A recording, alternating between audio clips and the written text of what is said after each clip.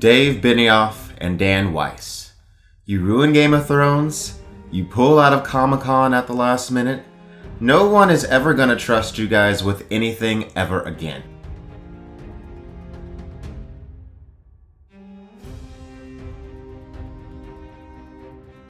So D&D missed their panel at Comic-Con, where they were scheduled to answer questions about the final season of Game of Thrones.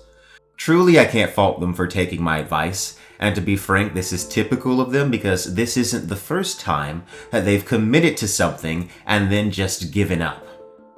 Really, I see the fact that they didn't show up as a kind of acknowledgement itself that they know they really messed up with Season 8. I can't help but wonder, however, what was the thing that finally made them decide not to come to Comic-Con? I bet it was their agents or at least someone close to them who knew better, because I'm sure people in the audience at their panel would have had gotcha questions prepared, and D&D were probably in for some pretty embarrassing internet moments which would have likely damaged their image even more than it's already been damaged. To be honest, I think they made the right decision. But it's still kind of cowardly. As I said in my last video on this, I really do think it would have shown some integrity on the part of D&D if they would have listened to the criticisms and answered the questions of fans. It would have shown that they were owning up to what they had done. Instead, they just stood everyone up. D&D disappoint yet again. The internet hates these guys for a reason.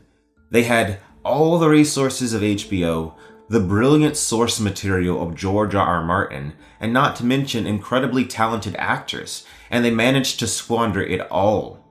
They managed to reduce every single character to one dimension, and when actors like Nikolai Coster-Waldau started to complain, they completely shut them out. They also stopped caring about their initial audience and dropped substantive plots and realistic character development for the easy route, generic, below-average television writing that catered to the lowest common denominator. Apparently, some people take issue with that phrase, lowest common denominator. I don't see why, and I think it applies when considering the downfall of Game of Thrones. Oh, and also, let's talk about the Emmys for a second. Season 8 of Game of Thrones set records with its number of nominations. 32 Emmy nominations. And that's not all. D&D relied solely on their crew. And then when it came down to Emmy submissions, they submitted themselves for Best Writing, but didn't submit actors like Gwendolyn Christie, who had one of the best scenes in the entire season. D&D certainly do not deserve an Emmy for Best Writing. They don't deserve an Emmy for anything. In fact, they should retroactively revoke the Emmys that they currently have.